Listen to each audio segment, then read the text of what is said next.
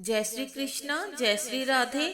मार्गशीर्ष मास का महत्तम और कथा सुनने वाले सभी भक्तों का आज की कथा में हार्दिक स्वागत है।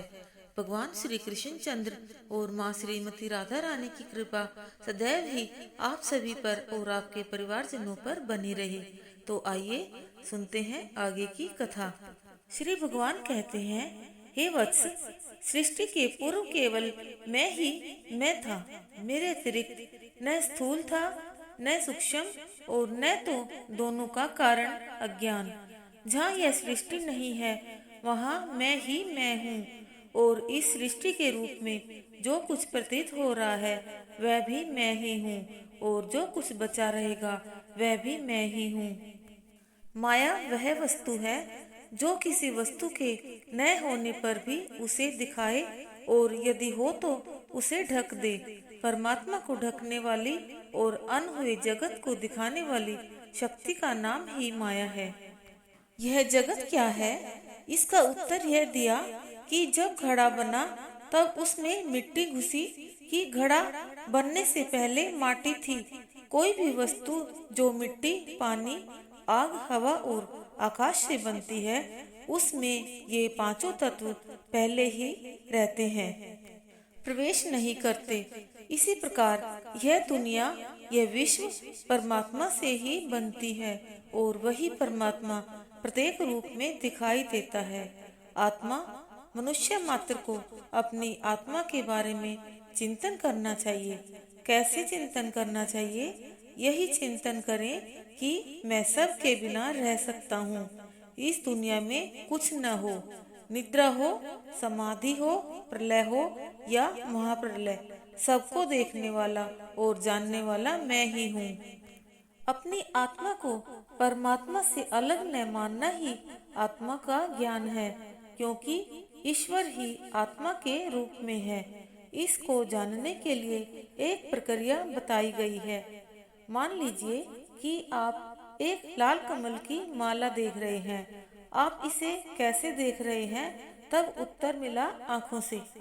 माला है तब आँखें देखती हैं, और आँखें हैं तो माला दिखती है। यदि आँखें ना हो तो माला कैसे दिखेगी? परंतु यहाँ एक चीज और भी है, रोशनी यानी कि प्रकाश। यदि प्रकाश है, ज्ञान है, तभी आँखें माला को देख सकती हैं। इसलिए इनको तीन नामों से बोलते हैं। आँखों का नाम है अध्यात्म, माला का नाम अधिमुति और प्रकाश का नाम अधिदेव है। जब यह तीनों एकत्रित होती हैं तब इस संसार का ज्ञान होता है, और इन तीनों का साक्षी है आत्मा तथा आत्मा परमात्मा से अलग नहीं है। संत चरण की कृपा से ऐसा कहते हैं। पापी समझत पाप कर, मैं काहू देखो नहीं।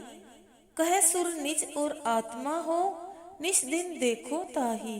कर अधर पहले बढ़े, सुख पावई बहु भांति। शत्रुन जय कर आप पुन, मूल सहित विनिशाय।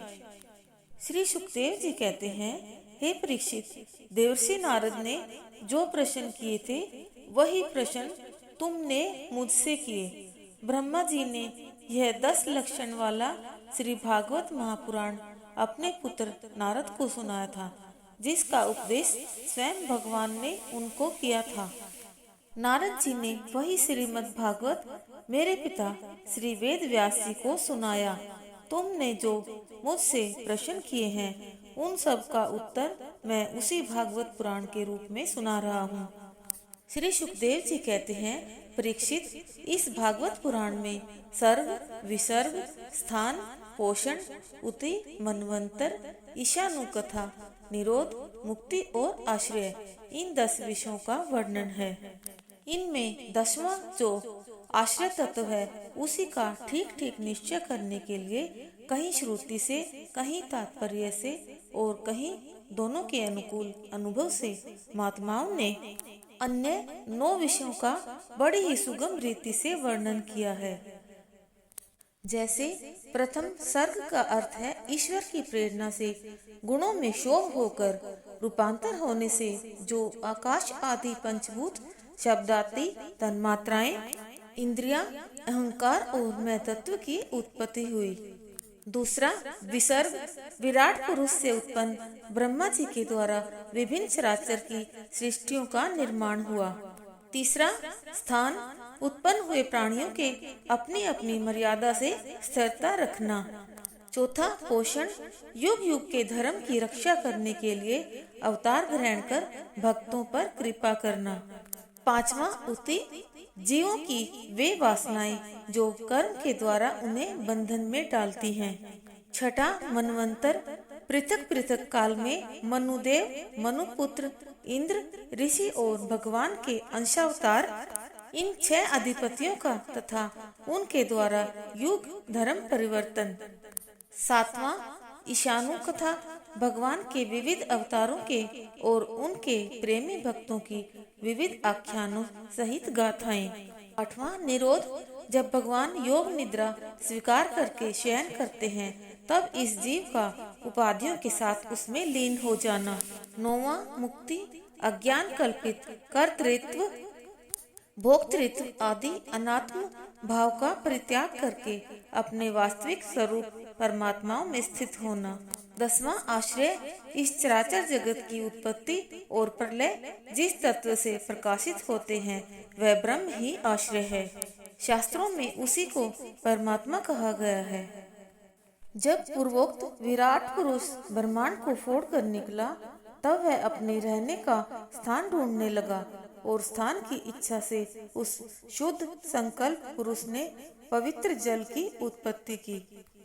विराट पुरुष रूप नर से उत्पन्न होने के कारण ही जल का नाम नार पड़ा और उस अपने पैदा किए हुए नार में वह पुरुष 1000 वर्षों तक रहा।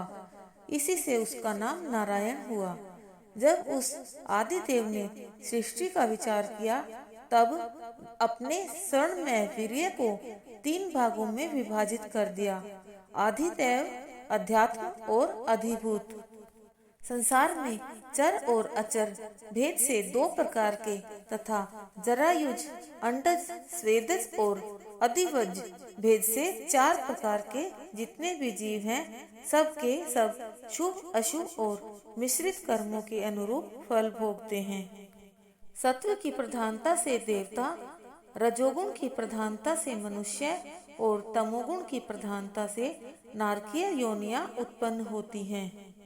श्री सुखदेव जी कहते हैं, हे परीक्षित, यह मैंने ब्रह्मा जी के महाकल्प का अवान्तर कल्पों के साथ वर्णन किया है। सभी कल्पों में सृष्टि कर्म एक सा ही है। अंतर है तो केवल इतना ही कि महाकल्प के प्रारंभ में प्रकृति से कर्मशः ही मैं तत्वादि की उत्पत्ति होती है और कल्पों के प्रारंभ में प्राकृत सृष्टि तो जो की तो बनी रहती है। चराचर प्राणियों की वैकृत सृष्टि नवीन रूप से होती है। हे परीक्षित, काल का परिणाम कल्प और उसके अंतर्गत मनवंतरों का वर्णन आगे सुनाएंगे। अब तुम पादप कल्प का वर्णन सुनो। शौनक जी ने पूछा, सूत जी, आपने हम लोगों से कहा था कि भगवान के परम भक्त विदुर जी ने अपने अति दुस्त्यज कुटुंबियों को बिछोड़कर पृथ्वी के विभिन्न तीर्थों में विचरण किया। उस तीर्थ यात्रा में अध्यात्म के संबंध में मैत्रेय ऋषि के साथ उनकी कहाँ बातचीत हुई और मैत्रेय जी ने उनके प्रश्न करने पर किस तत्व का उपदेश किया। प्रिय सूत जी, आपका स्वभाव बड़ा ही सौम्य है। आप विदुर जी का वह चरित्र हमें सुनाइए। उन्होंने अपने भाई बंधुओं को क्यों छोड़ा और फिर उनके पास क्यों लौट आए। सूत जी कहते हैं, शौनक जी, राजा परीक्षित ने भी यही बात पूछी थी। उनके प्रश्नों के उत्तर में श्री सुखदेव जी महाराज ने जो कुछ कहा था वही मैं आप लोगों से कहता हूँ। सावधान होकर सुनिए। तृतीय स्कंद सर्ग का है। सर्ग का अर्थ है सृष्टि। सृष्टि के संबंध में नाना प्रकार के मत उपलब्ध होते हैं। यह जगत क्या है और पहले उत्पत्ति कैसे हुई, इसके संबंध में वेदों में, दर्शनों में और पुराणों में अनेक प्रकार की प्रक्रियाएं मिलती हैं। श्रीमद् भागवत में कई प्रकार से सृष्टि का वर्णन आया है।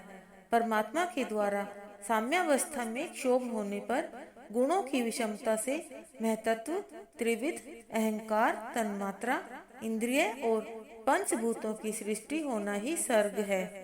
सर्ग दो प्रकार का होता है, एक आसुरी सर्ग और दूसरा दैवीय सर्ग।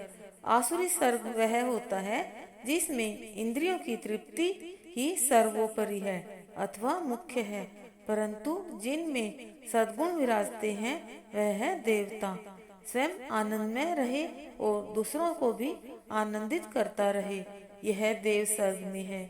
इस तीसरे सर्ग में आसुर सर्ग और देव सर्ग में दो भाग कर दिए हैं।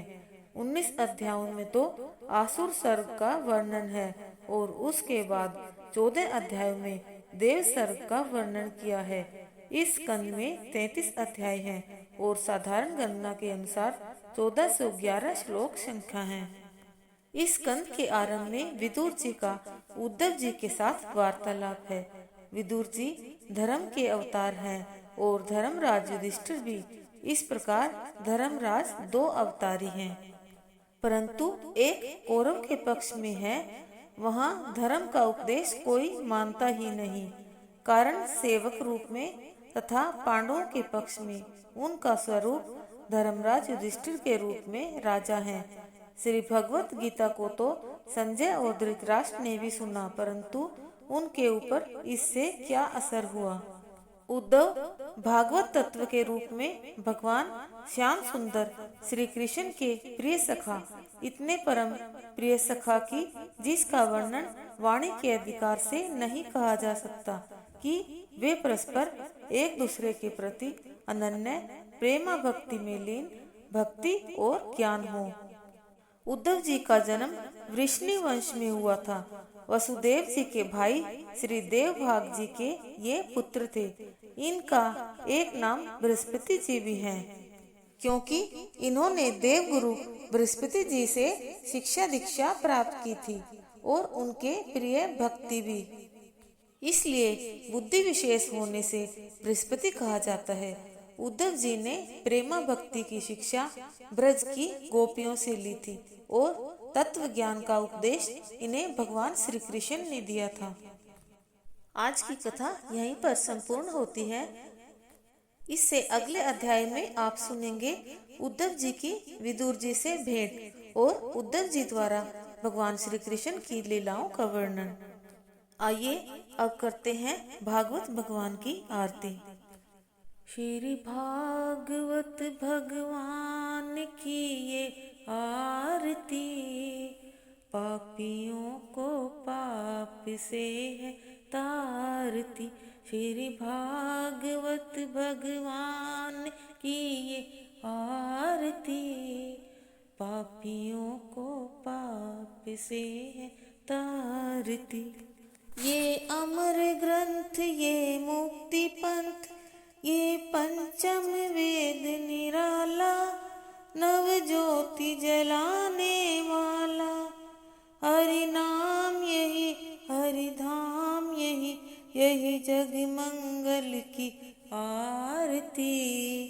पापियों को पाप से है तारती।